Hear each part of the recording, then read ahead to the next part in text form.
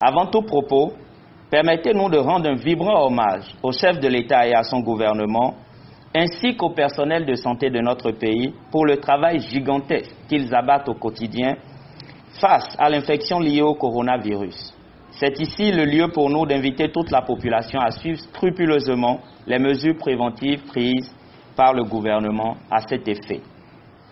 Représentant des 231 agents contractuels de l'État recrutés sur poste en 2014, contrôleurs des impôts, secrétaires des services administratifs, secrétaires adjoints des services administratifs et proposés des services administratifs, pour le compte du ministère de l'Économie et des Finances, nous avons voulu passer par votre canal pour que la première autorité de notre pays sache les difficultés et les injustices auxquelles nous sommes toujours confrontés, malgré que le Conseil des ministres, en sa séance du 31 juillet 2019, a décidé de régler définitivement notre situation.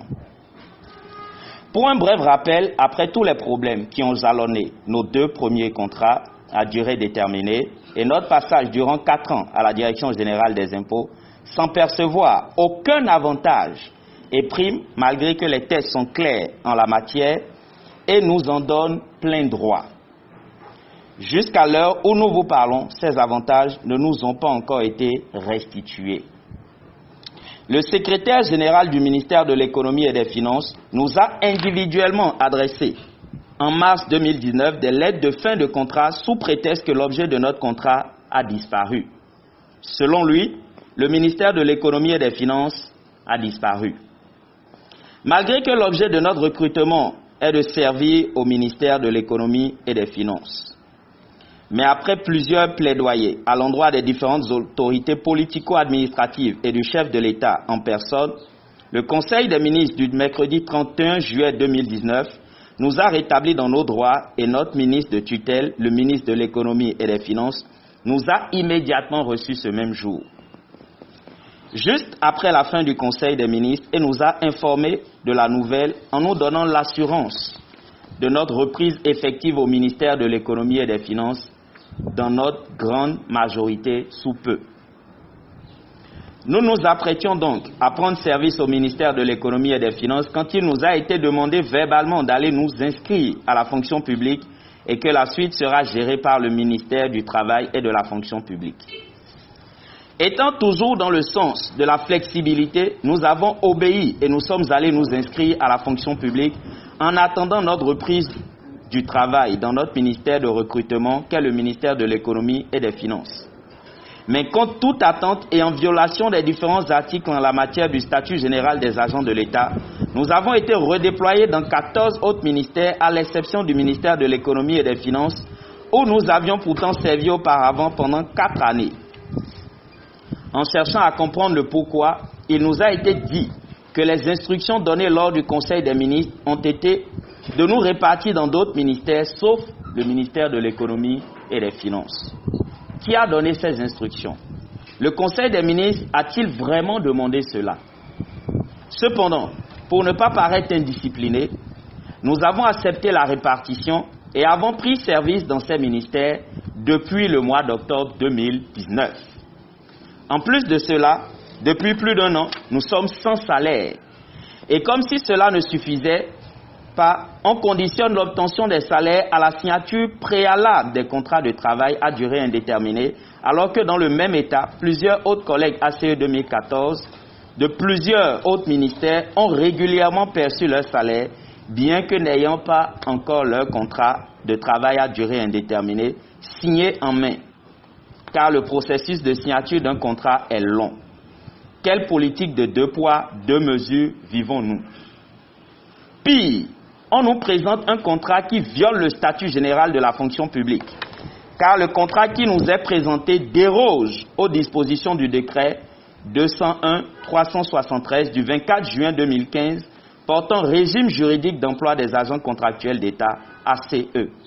De même qu'aux dispositions de la loi 2015-18 du 1er septembre 2017 portant statut général de la fonction publique.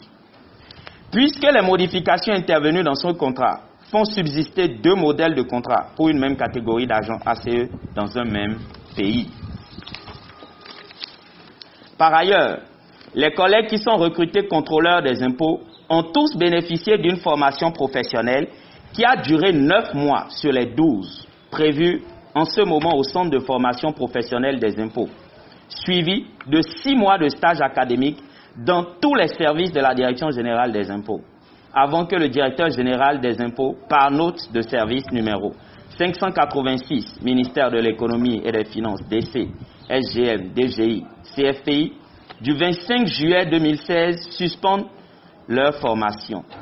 Ainsi, ces agents ont déjà signé 2 contrats de travail administratif. Le premier contrat initial signé pendant qu'ils étaient en formation et le second contrat renouvelé, signé bien après la suspension de leur formation, précise bel et bien leur corps de recrutement qui est contrôleur des impôts. Ceci leur a permis de servir pendant 4 ans durant l'administration fiscale publique en tant que contrôleur des impôts.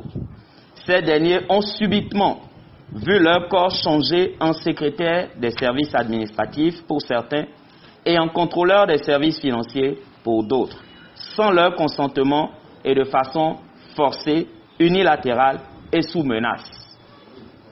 Pour les profanes que nous sommes, c'est-à-dire qu'on te recrute pour un corps dans lequel tu as été formé aux frais de l'État et exercé pendant 4 ans, et la 5e année, on te déclare spécialisé dans un autre corps, non seulement pour lequel tu n'as pas été recruté, mais aussi où tu n'as jamais servi. Les tests du statut général des agents de l'État sont clairs et doivent être respectés.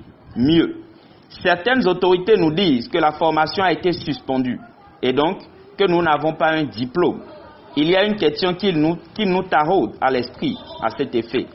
La formation a été suspendue sous prétexte qu'il y a manque d'agents sur le terrain et est intervenue 8 mois avant la fin de notre premier contrat initial. Néanmoins, lors du renouvellement, pourquoi l'administration a-t-elle maintenu le corps de contrôleur des impôts sur les contrats? Nous avons passé un concours qui n'a souffert d'aucune irrégularité et qui a été validé par le gouvernement de la rupture à sa reprise de fonction lors de l'annulation de plusieurs concours en 2016. Si nous acceptons le contrat à modifier tel que présenté, cela revient tout simplement à dire que ce concours a été purement et simplement annulé et qu'aucune autre base juridique ne sous-tend notre présence parmi les agents de l'État. Nous profitons donc de votre canal pour demander humblement au chef de l'État, le père de la nation, que nous savons, qui prend souvent tous les Béninois au même niveau et déteste voir un seul citoyen béninois méprisé, à se pencher une fois de plus sur ce dossier. Excellence, Monsieur le Président de la République, nous vous implorons une fois encore, pour sauver et régler définitivement la situation des 231 agents contractuels de l'État, promotion 2014, que nous constituons. Nos familles souffrent énormément depuis notre prise de service et nous ne comptons que sur vous, Excellence, Monsieur le Président de la République, pour nous sortir définitivement de cette situation difficile. Nous vous savons juste, et malgré la présence des mains invisibles derrière notre situation, qui ne veulent pas nous voir retourner dans notre ministère d'origine, vous ferez tout votre possible pour que justice soit faite et nous retourner dans le ministère pour lequel nous avons été recrutés. Et nous avons servi puisque le besoin est toujours là, malgré le recrutement du personnel intervenu en 2017 et celui qui est en train d'être programmé pour nous remplacer si on sort définitivement de l'effectif du ministère de l'économie et des finances. Excellence, Monsieur le Président, sauvez notre carrière en faisant respecter votre credo fétiche qui est le respect des textes de la République, égalité, équité et justice. Excellence, Monsieur le Président, sauvez-nous. Excellence, Monsieur le Président, sauvez-nous. Excellence, Monsieur le Président, sauvez-nous.